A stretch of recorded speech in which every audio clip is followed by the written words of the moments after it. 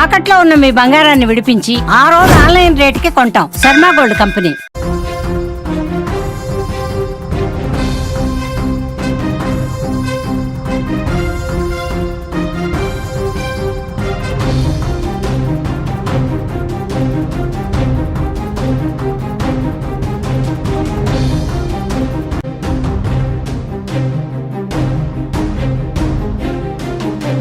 విశాఖలోని మధురవాడలో నిండు గర్భిణి అనూష హత్య కేసు గుండె బరువెక్కే ఘటనకు సాక్ష్యంగా నిలిచింది. ప్రసవానికి ముందు రోజే భర్త చేతిలో హత్యకు గురవ్వడం కలిచివేస్తోంది. ఏడుస్తూ తల్లి గర్భం నుంచి బయటకు రావాల్సిన చిన్నారి చనిపోయి రావడంతో కుటుంబం కన్నీరు పెడుతోంది. అనూష కడుపులో ఆడబిడ్డ ఉండగా వైద్యులు పోస్టుమార్టం చేసి బయటకు తీశారు. ఈ కేసులో మరిన్ని విస్తుపోయే నిజాలు వెలుగులోకొస్తున్నాయి. ఆదివారం అర్ధరాత్రి దాటిన తర్వాత భార్యను హత్య చేసిన జ్ఞానేశ్వర్ ఏం తెలియనట్టు నాటకమాడి ఆసుపత్రిలో జాయిన్ చేశాడు.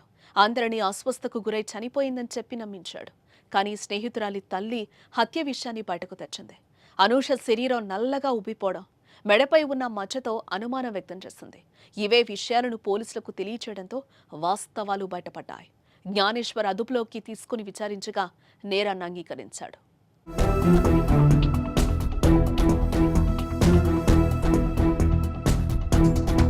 జ్ఞానేశ్వర్ కుట్రలు ఒక్కొక్కటిగా వెలుగు చూస్తున్నాయి. అనూష అమాయకత్వాన్ని ఆసరాగా తీసుకుని ఆమెను నిండా ముంచేసి చంపేశాడు. విశాఖ బీచ్ రోడ్లోని ఓ విద్యాలయంలో ఆమె హోటల్ మేనేజ్మెంట్ కోర్సు చేస్తున్నప్పుడు ప్రేమ పేరుతో వెంటపడ్డాడు.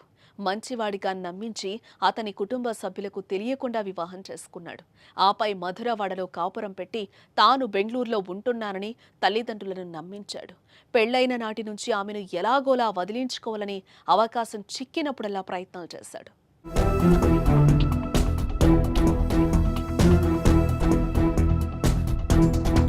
క్యాన్సర్ పేరు చెప్పి విడాకులు తీసుకునే ప్రయత్నం కూడా చేశాడు. కానీ అనూష మాత్రం జ్ఞానేశ్వర్తోనే జీవితమని తెగేసి చెప్పింది.